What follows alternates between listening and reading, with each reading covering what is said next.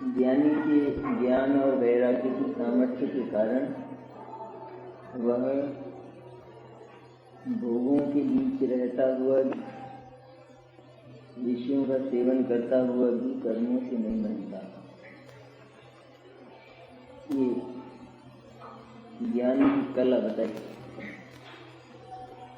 अब इसी अर्थ का और आगामी गाथा के अर्थ का सूचक काव्य कहते हैं। 133 कला।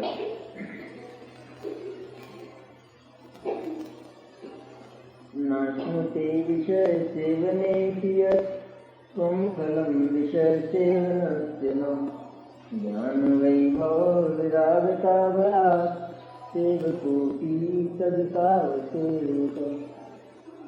क्योंकि यह पुरुष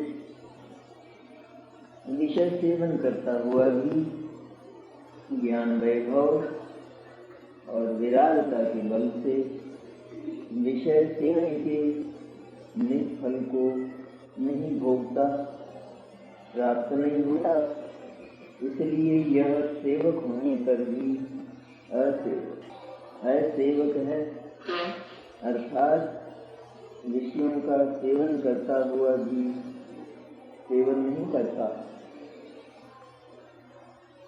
क्योंकि यह पुरुष विषय सेवन करता हुआ भी ज्ञान वैभव और विरागता के बल से विषय सेवन के निष्फल को नहीं भोगता, विषय सेवन के फल को प्राप्त नहीं होता।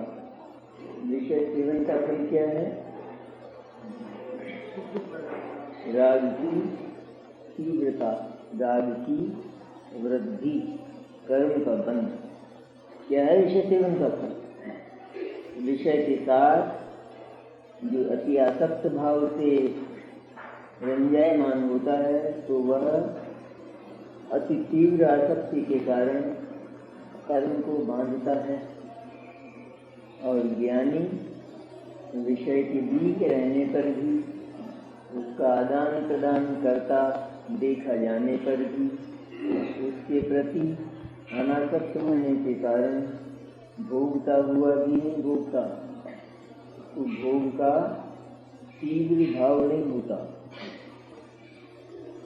अनासक्त होता है, तीव्र भाव से वह उसका सेवन नहीं करता। भावार्थ ज्ञान और विरागता की ऐसी कोई अचिंत्य सामर्थ्य है कि ज्ञानी इंद्रियों के विषयों का सेवन करता हुआ भी उसका सेवन करने वाला नहीं कहा जा सकता। क्योंकि विषय सेवन का फल जो रंजित परिणाम है उसे ज्ञानी नहीं भोगता, प्राप्त नहीं करता। ज्ञान और विरागता की ऐसी कोई अचिंत्य सामर्थ्य है कि ज्ञान तो इस बात को जानता है कि आत्मा को विषय की आवश्यकता नहीं है। मेरा आत्मा विषय से परिपुष्ट नहीं होता, पर विषय से आत्मा दुबला होता है। अज्ञानी मानता है पुष्ट होता है, ज्ञानी मानता है कि विषय से आत्मा दुबला होता है। ऐसे देखा जाए तो विषय से शरीर की भी पुष्टि नहीं है। खाते खाते खाते खाते अंत में शरीर कहता है कि मैं तो नहीं खाता हूँ, मेरी तो खाने की ताकत नहीं। कब कहता है? खाते खाते। तो खाना बंद कर देने का खाते खाते इनकार होने लग जाता है। खाते खाते तो तेरे को पुष्ट होना चाहिए था, तू इनकार करने लगा है। एक दिन ये क्या हो गया? पुष्ट होना चाहिए था, लेकिन कदाचित शरीर की पुष्टता स्वीकार कर ली जाए, लेकिन आत्मा तो जितना जितना विषय का सेवन करता है उतना दुबला होता है।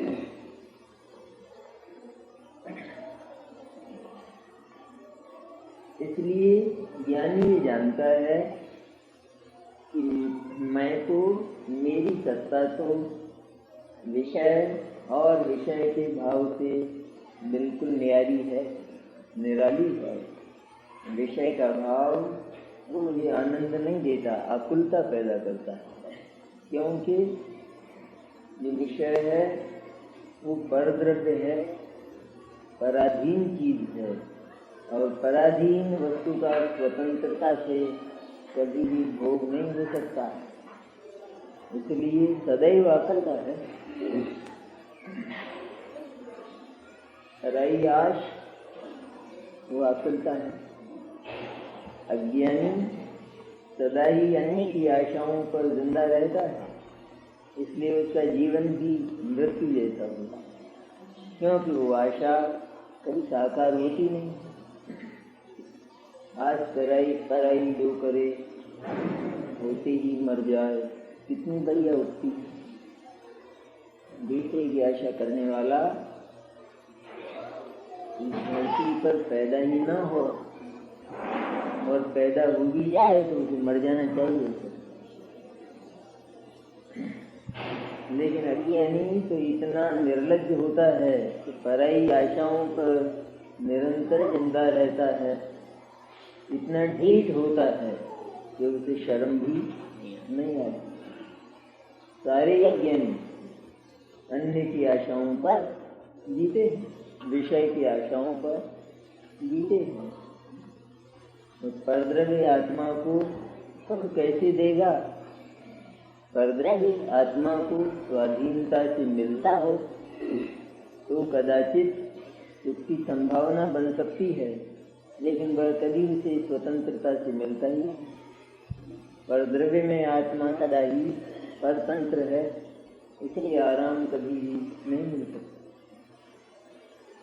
ज्ञानी इस बात को जानता है, मेरी सत्ता को परद्रव्य की जरूरत ही नहीं है, मेरा ही चैतन्य है ज्ञान और आनंद स्वरूप।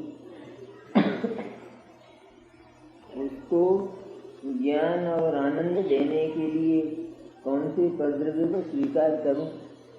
जिसका स्वरूप ही ज्ञान और आनंद है, उसको परद्रव्य की जरूरत कहाँ है, आवश्यकता है? आत्मा का स्वरूप आनंद है या नहीं?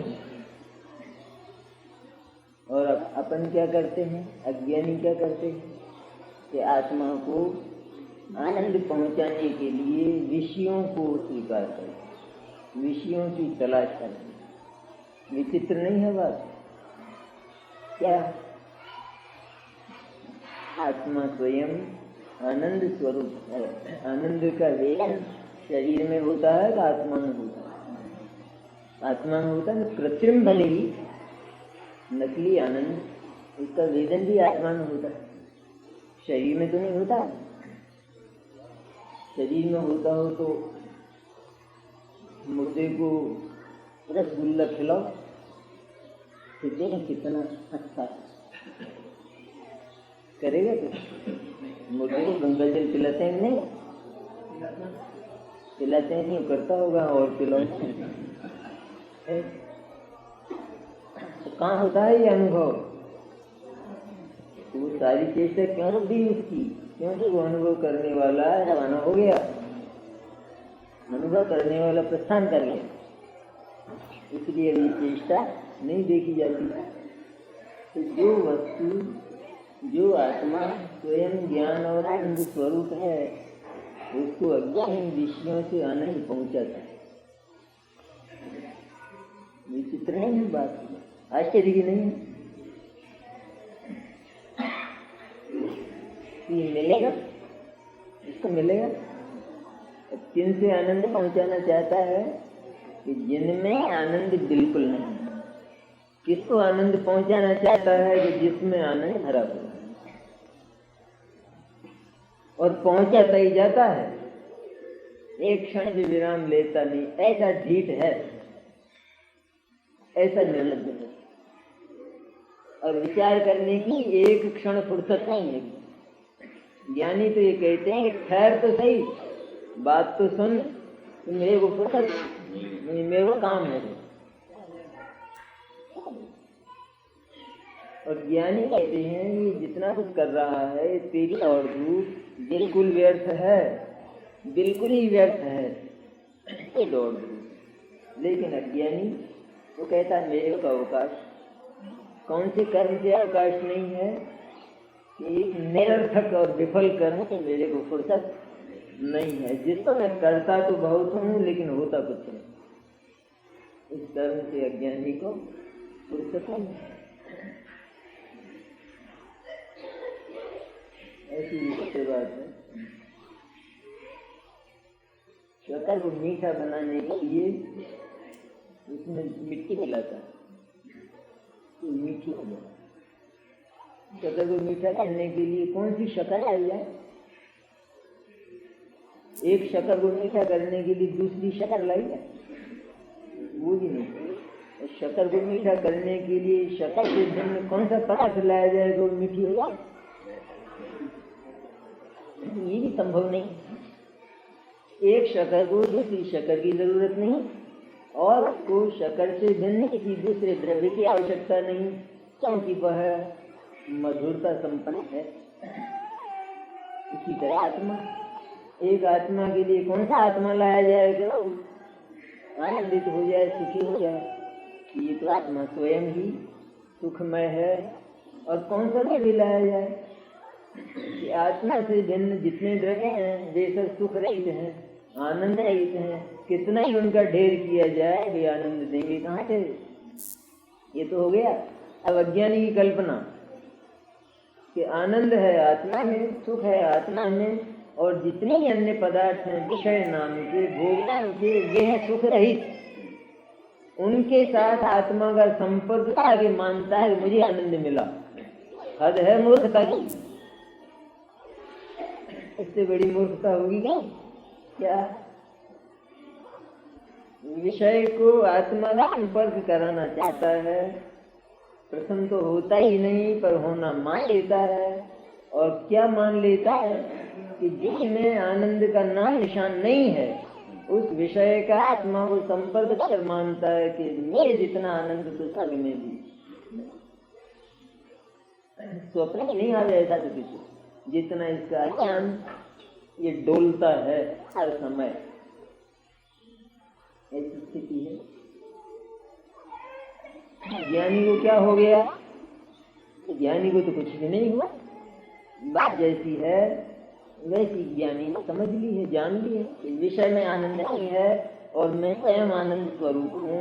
इस तरह अपने को आनंद स्वरूप जानकर मानकर विषय की कोई अपेक्षा न रखता हुआ अपने में ही आनंद का अनुभव करता है।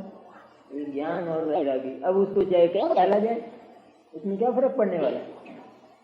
ज्ञानी के आनंद में आत्मा को कितने ही विषयों के बीच रखा जाए लेकिन उससे कोई अंतर पड़ने वाला नहीं, वो उसका भोग ही नहीं करता। कहीं भी रखो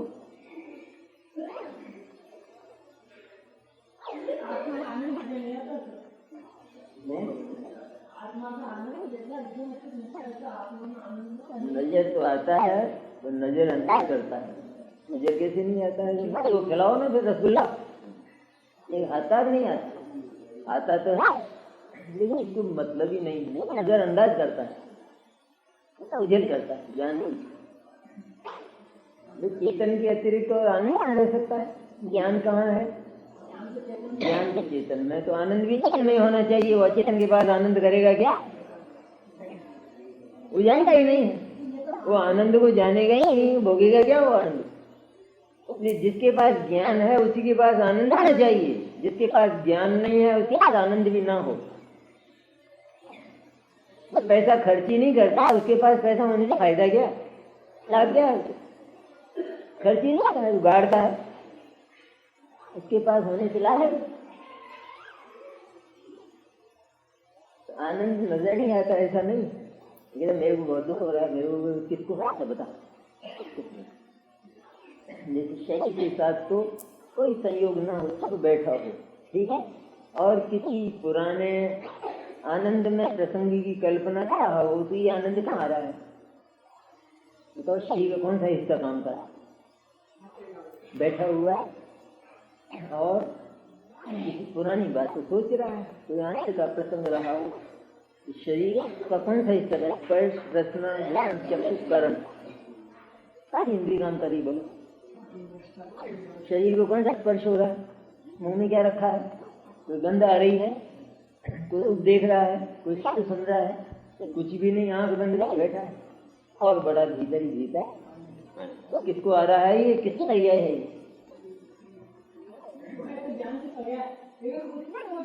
ज्ञान की पर्याय है तो कल्पित आनंद है, वो भी आत्मा ही हुआ था ना।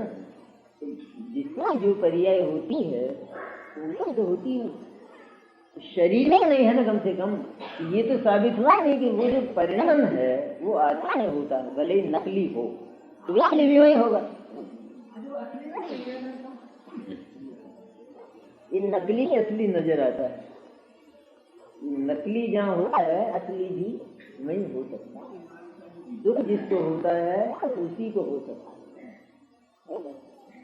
जिसके पास फेफड़ा हो उसको निमोनिया हो सकता, फिर उसका निमोनिया ठीक भी हो सकता है। तो जिसके पास फेफड़ा ही नहीं हो तो निमोनिया भी नहीं हो, ठीक ही नहीं। इसका है उसके पास आनंद नाम की चीज ही नहीं है, उसको दुख भी नहीं हो सकता, कुछ मिटकर सुख भी नहीं, संभव ही नहीं है। क्यों? उसके पास शक्ति नहीं है, उसको स्वभाव। ज्ञान और विरागता की ऐसी कोई अचिंत्य सामर्थ्य है कि ज्ञान इंद्रियों के विषय का सेवन करता है भी उनका सेवन करने वाला नहीं कहा जा सकता।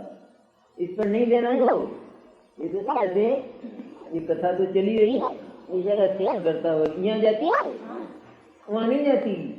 ज्ञान और वैराग्य की ऐसी सामर्थ्य जो वो चंबल में डाल देती, वो तो विषय का सेवन नहीं भोगते अपन तो। ज्ञान और वैराग्य को उसको जगाना है पुरुषार्थ पूर्वक। ज्ञान और वैराग्य बिना विषय का सेवन तो है। जैसे उसका जो वैद्य है उसको तो कला है, और सामान्य जन है उसको कला है, तो वो इसको लाकर शोधन किएगा, ज्यों का त्यों खा जाता मरेगा। इस तरह ज्ञान और वैराग्य की सामर्थ्य के बिना विषय का सेवन वो तो मौत है।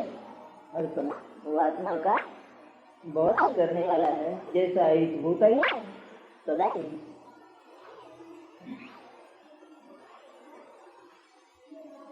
तो वो उसका सेवन करने वाला नहीं कहा जा सकता।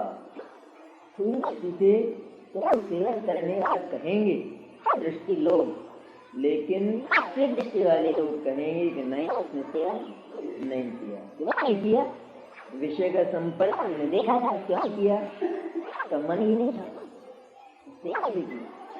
किसी को कुआरा और चार व्यक्ति उसको पकड़ के मुंह में ग्रास खाए और ग्रास को निगला कर दस्ती करके।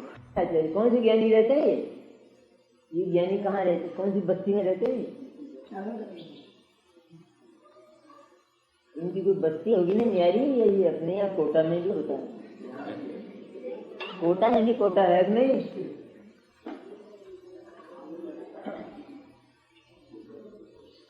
ज्ञानी इस तरह रह लेते हैं कहीं भी। इससे प्रेरणा ये देते हैं आचार्य कि इस तरह रहने का अभ्यास करना चाहिए। ज्ञान और वैराग्य को जगाने का प्रयत्न प्रति समय करना चाहिए। ये जीवन की कला है। ये जीवन कैसे बिताया जाता है? ज्ञान के पहले भी जो आत्मा है उसका एक से एक क्षण किसमें बीतता है, अज्ञानी होने के बाद उसका जीवन क्या हो जाता है वो कला बताता है।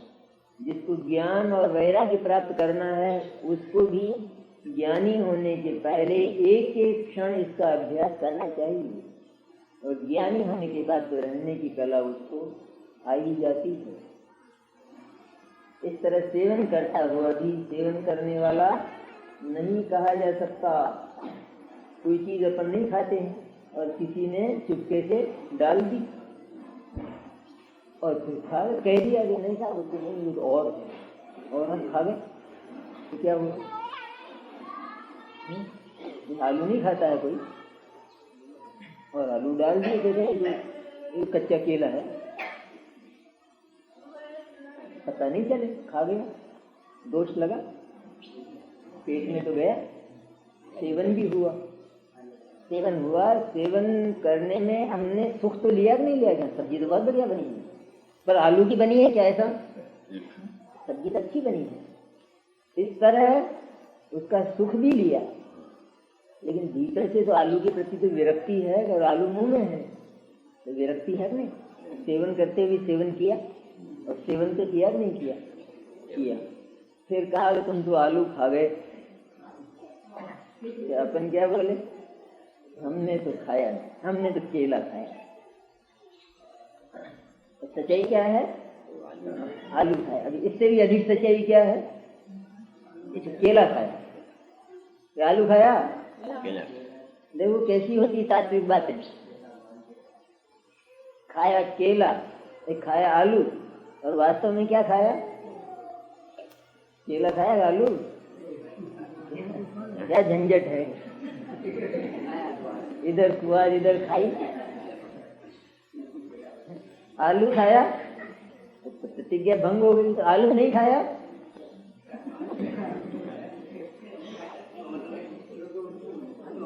बोलो, अरे तुमको ये सुख दुख देने वाला भगवान बना दे तो उसको कहाँ भेजोगे, कहाँ भेजोगे उसको? नरक में भेजोगे, स्वर्ग में भेजोगे?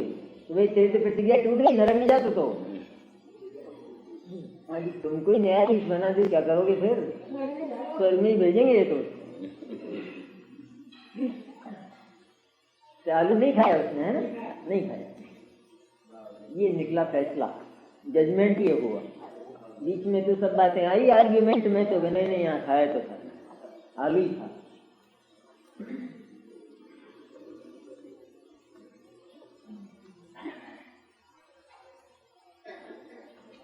ज्ञान और विरासता की ऐसी कोई अचिंत्य सामर्थ्य है कि ज्ञानी इंद्रियों के विषयों का सेवन करता हुआ भी उनका सेवन करने वाला नहीं कहा जा सकता, क्योंकि विषय सेवन का फल रंजित परिणाम उसे ज्ञानी नहीं भोगता।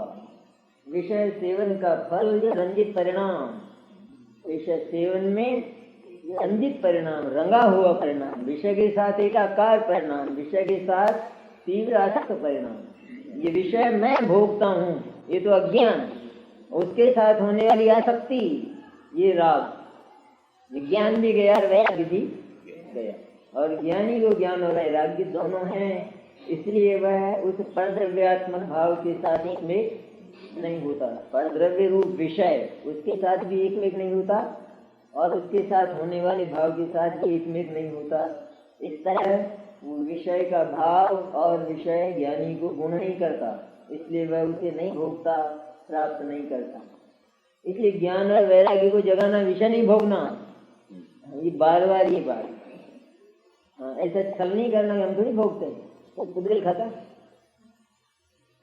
मुमुक्षों का क्या हो गया आजकल, बढ़िया सूत्र, ये तो पुद्गल खाता है, हम थोड़ी खाते नहीं। और दूसरे लोग जो आपत्ति करते हैं वो क्या करते हैं, ये चैत्यालय वालों का तो पुद्गल खाता है, आत्मा थोड़ी खाता है। हाँ, पुद्गल आत्मा तो बड़े मंदिर वालों का खाता है, तो चैत्यालय वालों का तो पुद्गल खाता है। और ऐसे ही हैं या भले आदमी। अब इसी बात को प्रगट दृष्टांत द्वारा